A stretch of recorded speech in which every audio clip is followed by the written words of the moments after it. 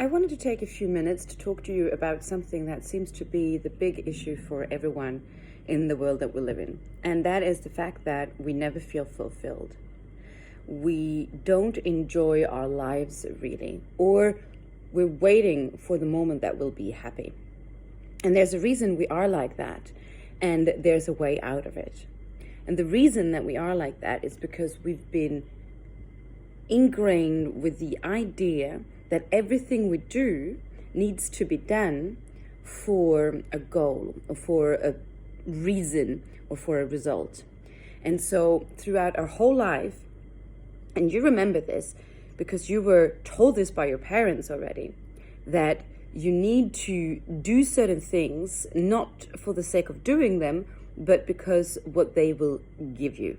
And so what I mean by that is most people go to school with a feeling that it doesn't really make sense to them, especially when we're quite young. In the very early years, we might enjoy it quite a lot, but especially when we come into teenage years, so when we start actually to construct our idea of the world a little bit more clearly as adults, we begin to question why we need to study certain things. And the thing is, we always get more or less the same response, which is you need to do this so that later you will be able to be happy, basically so that you will be able to go to some nice university or college or school later on, and with the same goal, whether it's about to continue studying or not, to get a job that will be satisfactory for you on a financial level mostly. Because in that idea, we also are told that it's only when we manage to make enough money that we need to struggle less in life in general financially, that we will be serene and happy. But the issue with this is that our whole life then is built up towards this idea that we're doing things for the future. We're doing things for some kind of heaven-like paradise that will be once we get there. We don't really know where that place is, and we don't really know when that is going to happen. So we all know this, and this is nothing new to you either. But what it does, that's the worst part of it, is that it creates this complete detachment from actually knowing what feels good to do.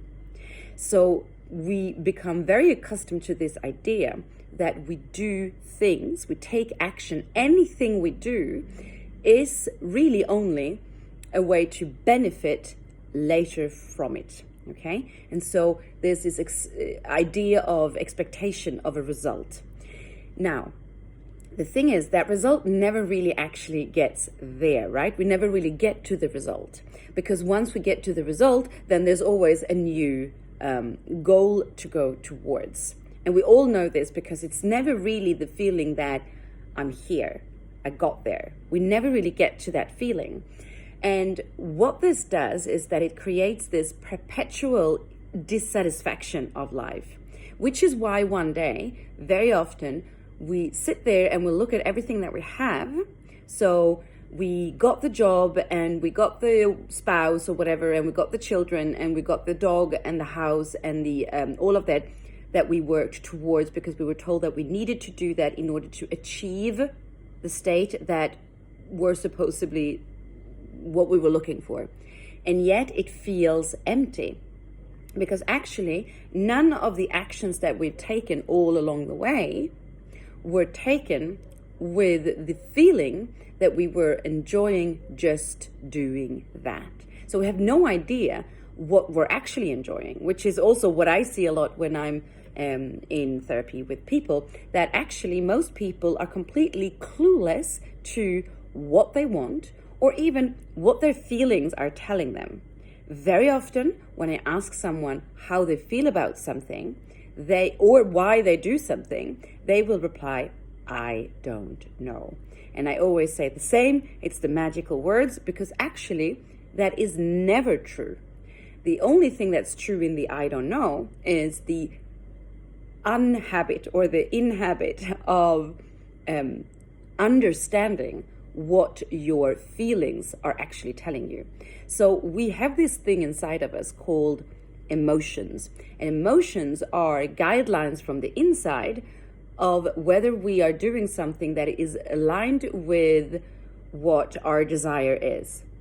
But since we've been told ever since we were children that even if you're not enjoying what you're doing right now, it doesn't matter because you're doing it for an expected result, then you disconnect completely actually from what your feelings or your emotions are telling you. So, okay, I've been ranting about this for over 5 minutes now, and you might ask me, okay, so what's the solution then? Well, actually the solution is to rewire all around it, which means that we need to start with learning what sensations truly are.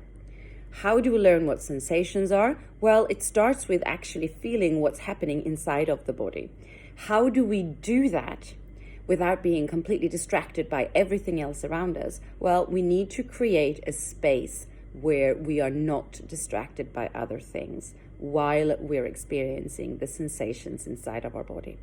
And then second part of that is that we need to learn how to do this in this space, feeling the sensations, I'm saying, without an expected result. How do we do it without an expected result? Well, we learn to become at ease with what is truly happening in the moment. All of this that I'm just saying is not easy to do because you probably have never ever tried it before, okay? So it's a question of habit, of what you are familiar with, which is why it is a practice, which is why you start by day 1 and then you go to day 2, and then all of a sudden you will be at day 300, and it will be a little bit easier to feel the sensations in your body, and it will be a little bit easier to not be expecting some kind of result out of it. Now, this whole thing about the expectations of a result in everything that we do is what actually creates the frustrations that we have with ourselves. So the self-loathing, the self-hating feeling whenever we do things actually comes from this. It comes from the fact that we're disconnected to what our emotions are saying. So we're doing things that we're not enjoying, and we're frustrated with the fact that we don't have the expected result that was kind of promised to us in our own minds from the beginning. So start with you, start tomorrow, and start with less expectations.